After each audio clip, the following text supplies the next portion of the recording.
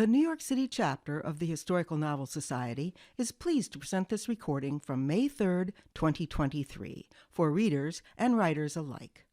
Chair Stephanie Cowell is in conversation with authors Susan Wands and Gwyndolyn Womack about magic and tarot in historical fiction. They discuss their characters, historical settings, the origins of tarot, and the challenges of writing and marketing genre-blending historical fiction.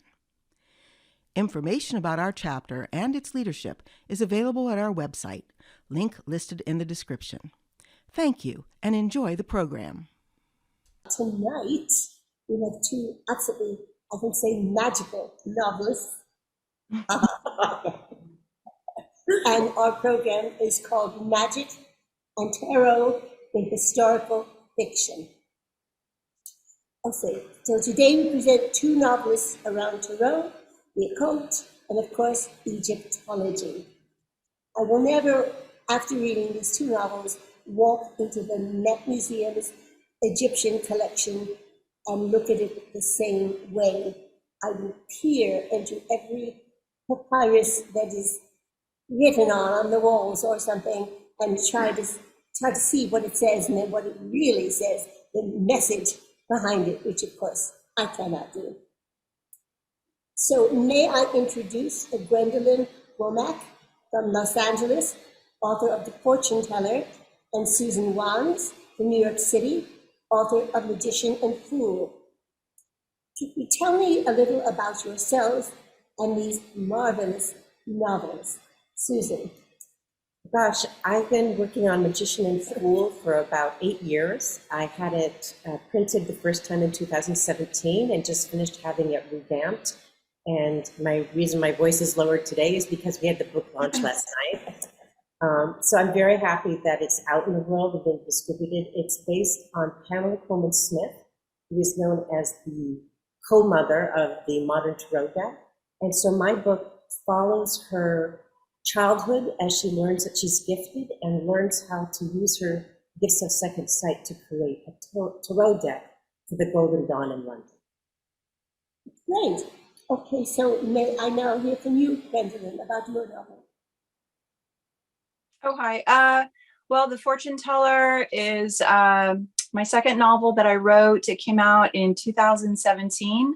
It is a historical thriller, fantasy. It revolves around the first tarot deck, the legends that kind of go with it, and it's about the main character is a manuscripts appraiser, and she finds an ancient memoir written in the time of Cleopatra from the Library of Alexandria. And so as she starts translating it, it leads to the cards, and it's a thriller too. You know, things start falling apart with her and she's in a lot of danger, so. Both of your books are, I must say, just wonderfully structured, the way they both develop. They really keep you glued. I was really glued to yours very, very much, both of yours. And so two different tarot decks are featured in the two books. One in The Fortune Teller, left by an Egyptian woman who died in childbirth 2,000 years ago, and one in Magician and Fool, actually created by a real person in Edwardian England. Can you explain briefly what exactly is tarot? How does it work? Does everybody here know the answer to that? Am I the only person unclear on that subject? I don't see any hands. All right, so maybe at least for my benefit, if you would enlighten me, both of you, and tell me what it is exactly, except the fact that you gave me a wonderful reading once, but how does it work? Go ahead, Gwen, you want to take that up first? Oh, I was going to say you first, but go ahead. Well, I think for me, tarot started in with the deck that was created in 1441 in Milan. This was a deck that was created for the Duke of Milan as a wedding gift. And through the ages, it was supposed that it had magical divination powers to it. And from that particular deck, it sort of morphed into a deck that came out of France, the Marseille deck. And from that, it sort of transferred over to the deck that my book features, which became the Waite Smith deck. Smithwood. So they have 78 cards, 22 major arcana cards. Now, arcana just means mystery. So the first 22 cards in most tarot decks are temperance, faith, strength. They are archetypes. And then after that, we have the 4 suites, the minors, which are clubs, swords, wands, and pentacles. And so that's your typical tarot deck. It wasn't necessarily started as divination. It was sort of like a bridge game, and then it sort of turned into this celebrity guessing game in the court. But now, a lot of times it's used for introspection, for therapy, for investigation, for meditation. So that's my take on tarot. Gwen, I'd love to hear what your take on tarot is. Yeah, well, I think the fascinating thing about tarot is that no one really has an origin story for it, it just kind of appeared. And so when I went to go write the fortune teller, obviously the myth regarding the 22 major arcana being from from Egypt, that was debunked. But at the same time, there is no origin story for it. So that's kind of too tantalizing to pass up. And so I wanted to actually write something that revolved around the Library of Alexandria. And I thought, well, what if we just take that myth and make it real? But at the same time, I wanted to be true to the card, to the history of the card. So when I was actually writing the book, I was like, I just don't want a card historian to take this novel and throw it across the room. That was what was my goal, was they wanted to actually know that I did my homework and I knew the real history, but yet I knew that there were these big gulfs of questions. And I think that's the fun when, you're approaching writing a historical fiction or fantasy, whatever it is, that you have this wiggle room playground. And, with tarot, you definitely have it. So I wrote in the memoir, the chapter where, everything before Italy, 1400s is a big question mark. And that was a big playground for me. But then I wanted to stay true and write that historical moment when the cards appeared and how did that happen? And again, there's a turning point in tarot where it's talked about again in the sitting room, in France. And I wanted that moment too. Like, how did it start becoming a divination tool? So there's an evolution of the cards. And actually, I have a bibliography page that has a lot for this book, where I tried to list all of the references, the nonfiction books that helped me with the research. So if you want to it's on my website, you can click on the bibliography page and see it. But so that's the fascinating thing for me about tarot. And I love, divination tools in general. And I always wanted to write a tarot story. And so it kind of evolved from there. So. That actually leads into a question I'm going to ask a bit later, but now could I ask you both to read something from your book? I don't think I told anybody this. Oh my golly. That's right. I can start off. I apologize. Short little thing, like Gwen finds her place too. This is really short. Okay.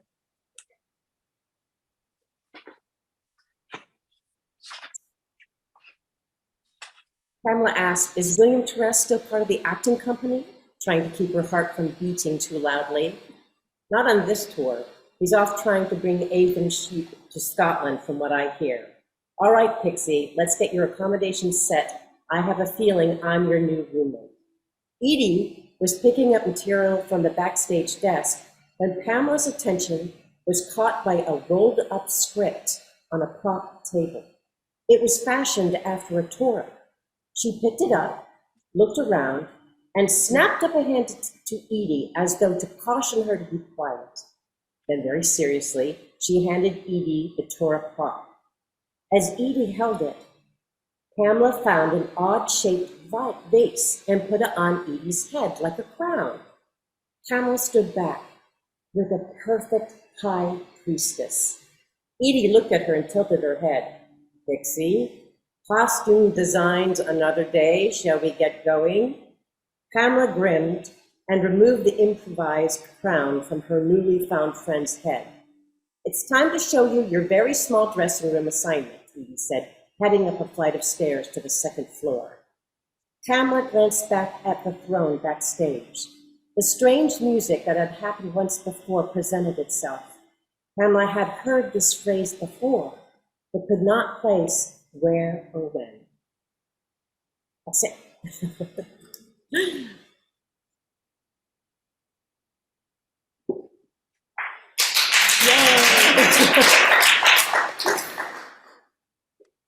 Okay, Gwen, do you have a snippet for us?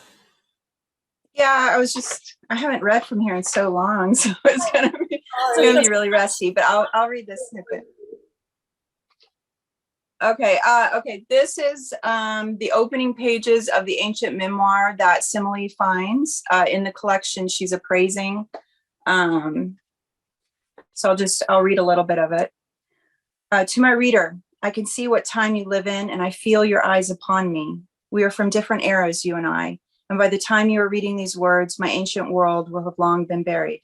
I am one you call a seer, someone who can divine the future and divine it well. The power of intuition will have ebbed in your time, so you may not believe this story, or worse, think it a fable. But I assure you my tale is true. I will begin by telling you about my life before, when I was a girl in Alexandria, Egypt. In my youth, I did not know I had the sight. Only at certain times did the faintest glimmers of what was to come strike me like glimmers of light. Suddenly I could see when the rains would fall, whether my brother would marry, if my father would buy me the Wessex collar from the market. This kind of simple knowledge would present itself, but for the most part, I thought nothing of these inklings. Only once did a dark premonition creep into my mind. My mother was 8 months with child when one night she asked me to comb her hair after her bath. I was smoothing her long tresses when the feeling gripped me. I knew I would never touch her hair again. The next morning I heard her moans, and my brother ran to get the old women we called the birth goddesses to help bring our new sibling into the world. For hours we huddled outside the room, listening to our mother fight for both their lives. The long silence that came afterward told me that she and the baby had not won. Perhaps if my mother had survived, she could have taught me about my gift and eased me into understanding, for I often wondered if she too had possessed the sight. Instead, she left me orphaned with searching thoughts and a precocious nature that my father encouraged, for I was a librarian's daughter, his daughter, and not just from any library, but the Library of Alexandria, the largest in the known world. So that's just the opening of the memoir. I'd like to say to both of you, I was so struck. You have, both of you, these passages of such beauty. And unfortunately, I have them underlined, I don't have it here, but it's really so beautifully done. Fascinating. You. So, Gwyndolyn, you have the diary, which fascinates, sorry, I'm fighting with a little thing in my throat, written 2,000 years ago to a descendant way in the future, predicting all the lives between them. So immediately I wanted to go and see the book. It was so real to me. I love old books. So of course I looked up online to see if we had books as old as that today, because I know that papyrus kind of regenerates after a while. So 2,000 years is a long time. And I found that there actually was a man, and I'm not sure how to pronounce it, Meyer, M-E-R-E-R, and he has papyrus logbooks written 4,500 years ago, and he was a middle-ranking official with the title inspector, and there was a picture of it. It's still there. I mean, there's the huge holes in it and everything. That's just because I was fascinated. So can I ask you, Gwyndolyn, what was your inspiration for this tantalizing ancient book? Well, years ago, I read Tarot in college for friends and myself. And when I was writing down story ideas, I just knew I wanted to write a story about a grandmother who gives her granddaughter her tarot cards, and that the journey of her, the granddaughter, would travel the major arcana from the Fool to the World, and the journey would go through the cards, And that was kind of a rough sketch of an idea. And then I just jotted it down in my storybook idea, and then I, stored it away. And then after I'd written my first novel, The Memory Painter, when you write your first novel, you're immediately like, oh my gosh, what am I going to write next? And I can write it in a day because I'm so excited. You're so pumped. And so I quickly got out my story ideas, and I just saw like each chapter was a card, and it was going to be so lovely. And I didn't really know the story, but I just started researching tarot. And I thought, because I tend to find the story when I just start mulling the research. And then I started thinking just about the memoir. When I landed on Iona in the Library of Alexandria, it just came to life. And I was like, this is a dual story between our modern day heroine and the memoir. It's going to intercut. It's going to travel through time forward. And it just, all the pieces started coming together. And, when that happens, it's the best feeling, because, writing, as we all know, is a huge struggle. So that's kind of how it came about. So we have two heroines. Pamela is based on a real person who created what is known as the Waite-Smith deck for Arthur Edward Waite in 1909. And this deck became the standard among card readers. This is what Wikipedia said. Interrupt me if they're wrong. And remains the most widely used today. Pamela is very real in the novel. From the time she flies as a young child, the forces and places and people all lead her to her ability to create that deck. You see her from the beginning when she's, about 9 years old? Yeah. Something like that. Yeah. And as she grows up and touches things and responds to things and responds to people, and of course, you probably, when you're reading it, you know that she's going to create this deck, and you see everything forming in her life in a way as in Gwyndolyn's book. Everything kind of formed went backwards from the book written 2,000 years ago to make the decisions of the modern woman come to life, which I thought was just wonderful.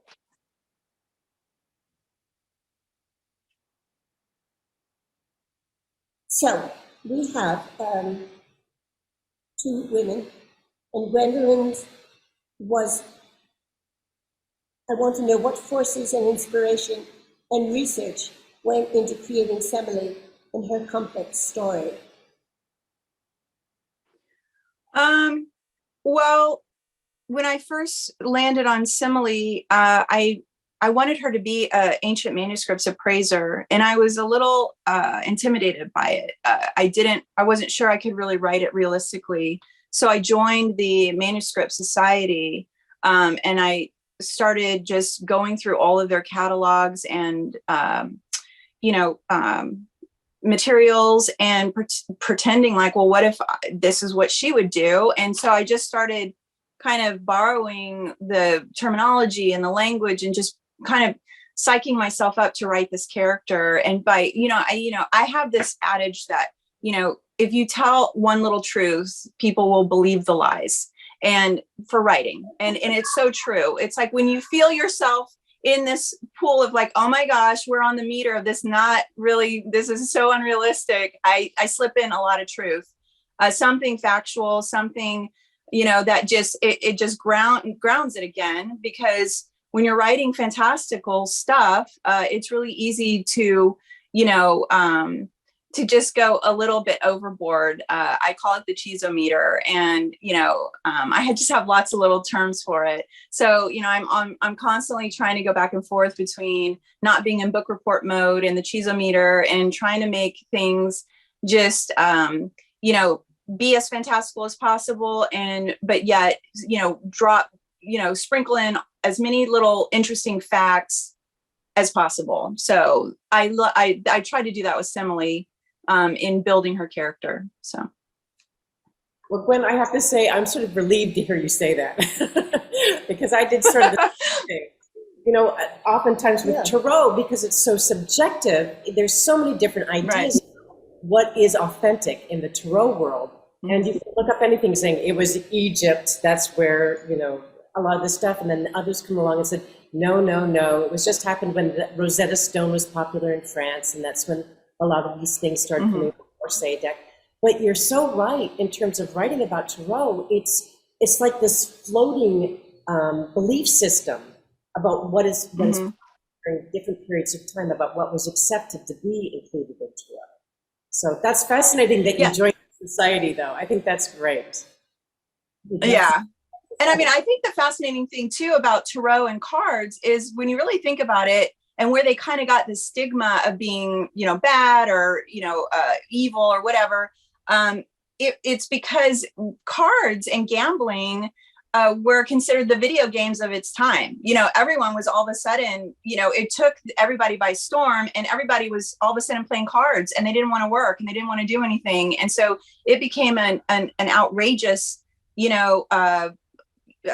storm of this new thing. And when you look at it that way, it's very fascinating to put it in that context of why all of a sudden it was, just everyone, the morality was, don't even touch these cards. And whether it's Tarot or any cards, it was considered, bad form. So I love the fact too that in Paris they were taxing cards. They were taxing cards. Yes. Houses of playing cards and Tarot cards, and they were clandestine. It's like, oh no, the police are here. We haven't paid our card tax. And so that was a lot of the cards became bad is because bad people pay taxes. So right. Yeah, it's so fascinating.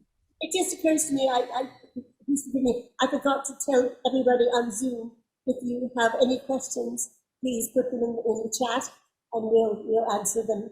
We'll answer them later. So, Susan, how did you take reality and create Pamela as a character? Well, there wasn't a lot known about Pamela, and so I had to be pretty careful because there's a lot of people who really believe in her as a modern day figure. She's a person that a lot of people of color and women who are gay see as someone who's leading their community, and in doing research in her life, to present things that say that's possible, but it's not provable, could upset some people. So it is and continues to be tricky. I try to honor how she's perceived, and I've learned to work with some really wonderful sensitivity readers and authenticity people, and to talk to Pamela's family to understand where they think she's coming from, but to also acknowledge that the thing that's also controversial is that because she seems to be a person of color who's created one of the first Tarot decks, in a lot of ways, a community is saying, acknowledge her. So the thing that I can do is acknowledge that she was other, and honor that, and do the research to support that. She was a phenomenal person in any time period. Yeah. So researching her, there's lots, it's yikesy because we don't know if her birth certificate is real. She died in an unmarked grave in Bude, penniless. So there isn't a lot of authenticity we can actually track about partners or backstory. Yes, I read it. And I think it's a, oh, sorry. I was going to add too. Oh. Sorry, there's a lag on my end. Please go and add. I was just going to add for all the writers tuning in to us that, adding on to what Susan was saying, I think it's important to also really allow yourself the freedom, like Susan did, and I did too, that we're writing fiction. We're not writing nonfiction, and that's something to always keep in mind, because if it's nonfiction, it's a different tone, it's a different story, it's a different everything. So I think, when you're trying to take historical facts and write a gripping story, that you have to give yourself that freedom and not worry so much about, let the nonfiction writers worry about it. That's not our concern so much. I think you, Susan, had a lot more responsibility because you were actually writing, a real person that lived, and you have to, there's those parameters, but at the same time, you're not writing a biography, you're writing a story, And I like this new hashtag that's come out for this genre called alternate history. you know? Mhm. Just sort of like, what world do you live in? Alternate history. That's that. I like it. I'm so into it. So I was going to ask you both, if I'm right, when was the first time that you noticed that you were drawn to the cult, Egypt, or as I always put, the unseen world? I always felt when I was traveling something more and that I wasn't seeing that was there. You don't have some kind of a spirituality that would lead to your interest in what you wrote about? I hope that's not too personal. You want to go first, Gwen? Sure. I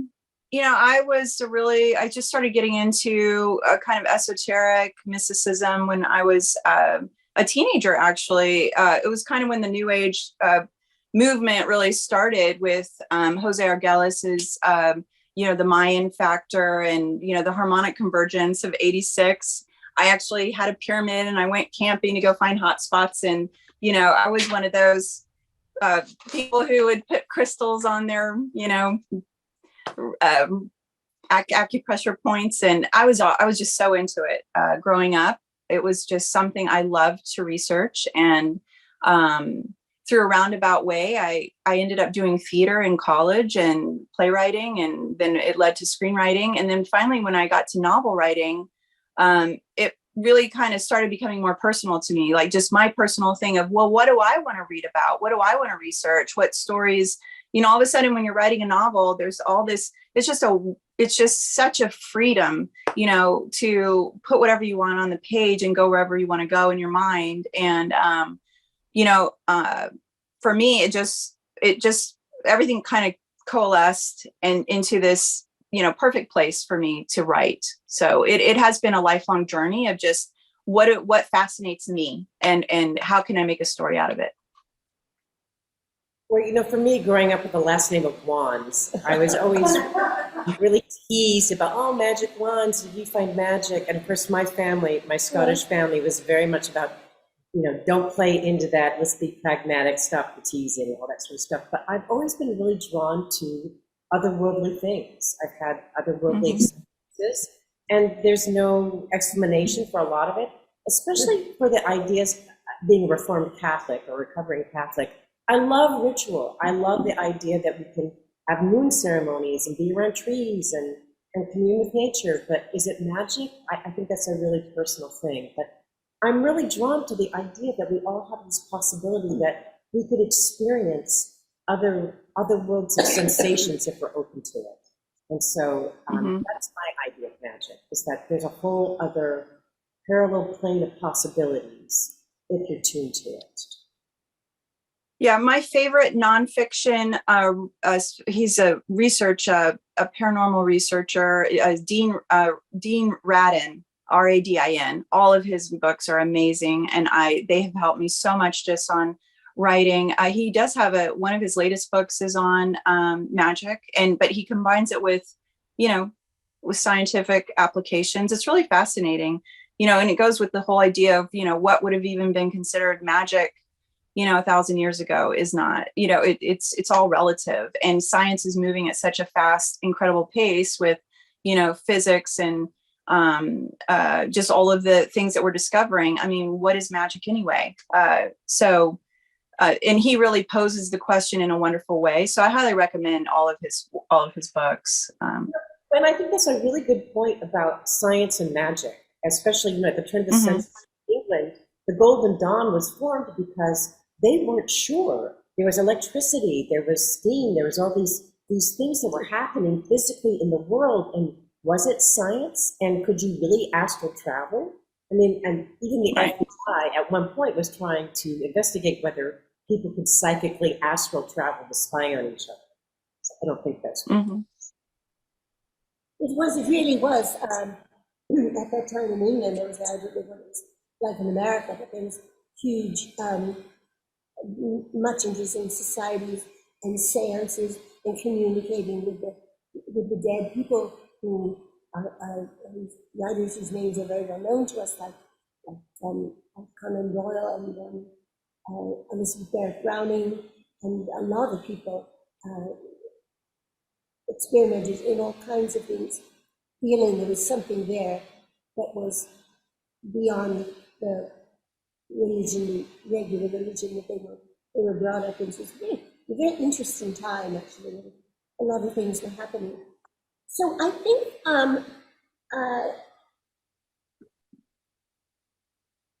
let me ask you if I wanted to ask you about your support system when you're writing, because this every time I finish reading a novel or any book, I turn to the back with the acknowledgements, and sometimes I see so many names, and I think, as a writer myself, I've got 50 names in mind of my new novel, and I think it really takes a village, and I think that this is what this group is all about, because I've made wonderful friends here who have supported me and read my drafts and caught some terrible errors and made some wonderful suggestions. And so could you speak just a moment about the support when you were this long process of maybe 6, 8 years, longer in that case, in which you have to somehow gather the courage and throw yourself in despair and say, I can't write this book, I'm doing it, like Stephen King did with Carrie, threw it in the garbage. And it's the end, I'm never writing again. And somebody comes along and says, but you're wonderful. So can you speak about that at all? Do you want to go first, Gwen? Oh, you can go. Okay. Well, I've learned I absolutely have to have writing groups, and several, because I can't hear when things go off the rails, and I can get really hunkered down into pieces of fact-finding that have nothing to do with plot. So I have 3 or 4 really tight people who I run it by first, just to say, does this seem plausible? And then to bring it to writing groups to say, is this making any sense? I mean, I still do way too much info dumping, and thank God my husband calls it's my super strength and my Achilles heel at the same time. But I think writing groups for me, and being fans of a genre, that you follow an author and you go, oh my God, I love their writing. And then when you reach out to them and say, would you read my book? And then they say yes, you just feel like Christmas came. Yeah. Like you were given the golden key to be in their world.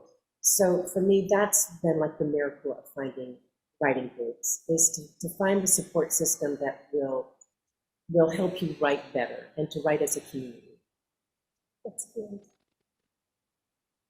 I'm kind of the opposite. I'm a real hermit, and I really like to just kind of disappear and just write. And I write like 40 drafts at least. I just keep printing it out and reading it with my red pen and going back and I just don't. I like talking about it. People will say, very good close friends, writer friends will be like, "What are you working on?" And when I try and talk about the story, I'll all of a sudden realize some big problems, so for me, it's just, I'm lucky. My agent will give me a lot of feedback. Usually my dad and my agent are like the first people that read it.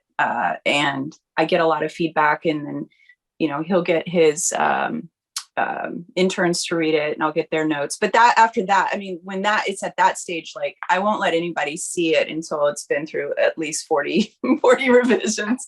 So it's just the way I am.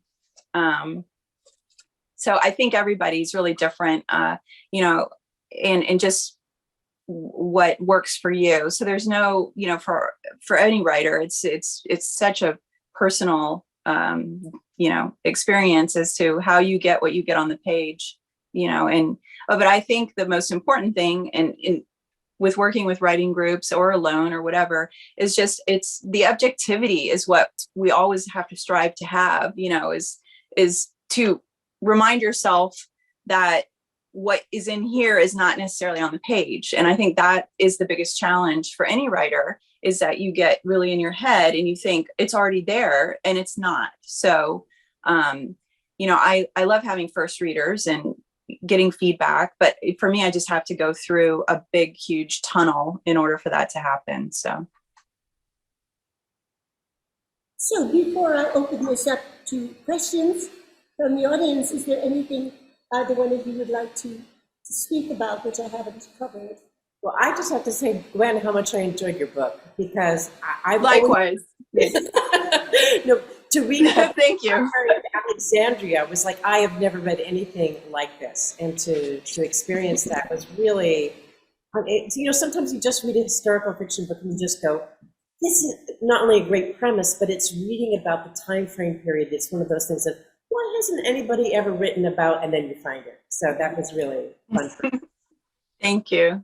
Thank you. I enjoyed yours as well. Just, I'm such a fan of Pamela Coleman's, and just to, have your research and your details. It was all in there. It was wonderful. So I really appreciated your book. So I think, do you have anything? Robert, can you find any questions for us on the chat or from the audience? The first question from Tessa was all the research you did. Oh, can I go first on this, Gwen? Okay. Yeah, so I couldn't hear the question. the question was, in all the research you did, what's the thing that surprised you the most? Well, I was trying to find out where Pamela's family was buried in Greenwood Cemetery. And it turns out that Pamela's mother died in Jamaica, and her leg was shipped back to the United States and buried in Greenwood Cemetery. Yeah. Now, there's a couple reasons maybe for this. One is that during the Civil War, families were so grieved that their family members weren't there that whatever was left of them was shipped back and buried in the ground with a little plaque.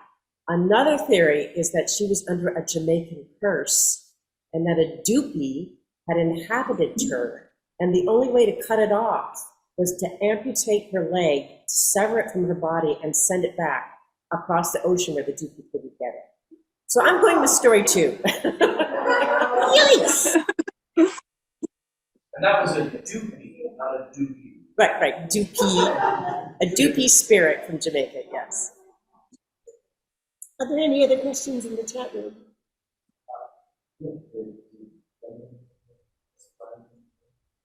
Oh, Gwen, did you have a I'm sorry. surprising moment in your research?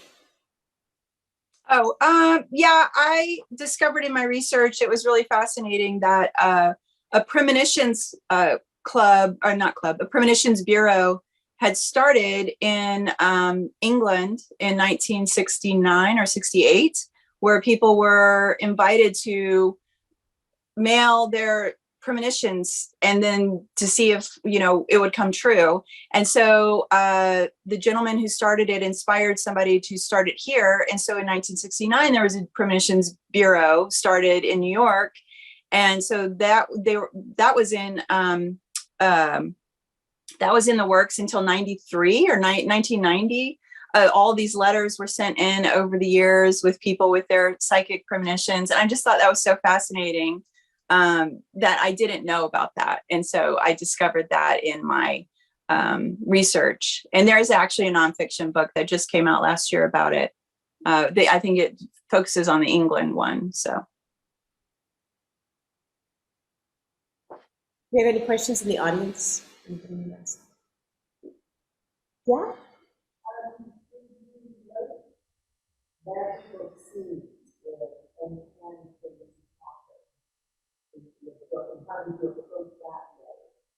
When she wanted to know if we wrote magical scenes and how we wrote about that, I studied some magical formulas from the Golden Dawn. They actually have magical ceremonies. I went to a Golden Dawn high mass, not recommended, and just read some grimoires and what they thought magical formulas were in association with the Golden Dawn, because in my mind, the reason the Golden Dawn wanted Pamela to create a tarot deck was to harness more magic. And so in some ways, the tarot deck itself was a magical ritual, a process. Did you find any magical recipes or steps in your research, Gwen? I'm writing something that's a little bit more magical based right now. And I kind of shy away from actually being specific about stuff. I don't know. I just do. I think it's more about evoking the mood, the feeling of the character, what's the intent, the energy, as opposed to the steps. You can kind of be a little bit you can kind of be a little bit general about it, as if, kind of broad strokes on a canvas, as opposed to, for me, that's just my personal, the way I'm writing it, is I tend to be a little more vague about it. So. Is that a hand raised? Any more questions? From Hannah, I have a question for both authors. At what point when writing about the occult and mysticism does the book get categorized as fantasy? You consider yours to be crossover fiction. One of the challenges in writing historical fiction is magical. Yeah. When they want to know when using fantasy makes it cross over into, what was the genre? When writing about occult and mysticism, does it cross over? When does it cross over into fantasy instead of historical fiction? I've had some people read my book and say, this isn't historical fiction. There's too much paranormal and magic in it. Yeah. It's genre blending. It really is. There's no hard, fast rule. I think the more, kind of magical realism, supernatural or, paranormal stuff that you've got into the historical fiction story, it's gonna be on both. Like all of three of my books they're all thrillers, they're all romance, they're all historical fiction, they're all fantasy. It's a nightmare to market. And my publisher was like, what do we do with these things? I mean, they, obviously they marketed it, but they didn't know what to do. So, and when you're writing the story, you can't even think about that stuff. You just have to let the story find its own way. And, as you put as much of whichever, spice or, aspects that in the story that you want. So I think if you kind of keep worrying about it before it's done, it's like, I try and just not think about any of that. And then it's something you'll worry about that later, in the marketing stage, where in the bookstore does this go? What shelf, what genre? Maybe nowhere, I don't know. But somebody on Zoom had a question. Is it Juliet? Did you have your hand up? Yes, I did. Hi, Stephanie. Hi, Susan. Hi, Juliet. Hello. My question is to Gwen this time. I was very interested in this question that you rose. I was just at the Chanticleer conference and people were talking a lot about this. And how does the novel free you from screenwriting? Why did you say that? This is basically what the question is. I'm very interested in that issue now. Yeah, I was a screenwriter for 10 years after my graduate degree is in playwriting or theater and film. And so I was a screenwriter. And when you're a screenwriter, you're limited on a lot of things. You're limited on words, you're limited on page count, you're limited on like what kind of production budget is this even going to entail? Because whatever producer is going to read it is already thinking about that.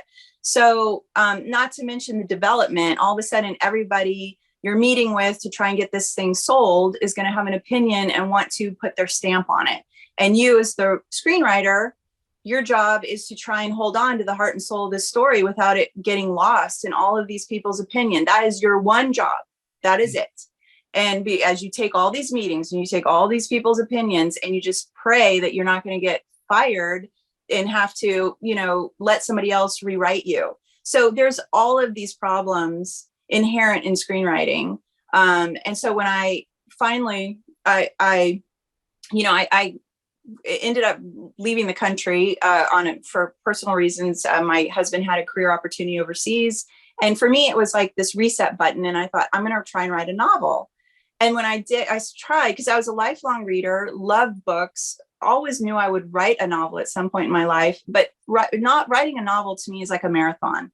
It's like 3 screenplays put together. It's the amount of words and story and setting and internal everything that goes into it. Whereas like screenwriting, it's action. It's what is in the scene, what's the dialogue, all of that. Where it's in novel writing, it's just such a different headspace. And when I started writing it, I realized that was the freedom, in that I didn't, all of a sudden I had none of those concerns. And And even your treatment, where when you get these notes or these editorial letters, it's like, because you're a novelist, you're treated very differently than when you're a screenwriter. And I would say you're treated better, because it's like, oh, these are just our opinions, and it's your story, and it's so refreshing. So yes, I love it. Very nice. This is very interesting because what we were discussing at the Chanticleer conference in one or two of the sessions was this question of when are you willing to sell your soul? And you let the screenwriter take over and do whatever he or she wants. And someone said, "Oh, for $1 million, I would do it." So it was kind of interesting. So basically, the issue is how difficult it must be for a screenwriter to keep the soul of the book. It's very hard. Yeah. Period. I have a couple of novelist friends. One who is a lovely, lovely man, very gifted, and you try to ask about his screenwriting days, he shudders and kind of goes pale. So it must be bad. I am told that we are coming to the end of our time. And that concludes our program. We hope you enjoyed it and learned something new.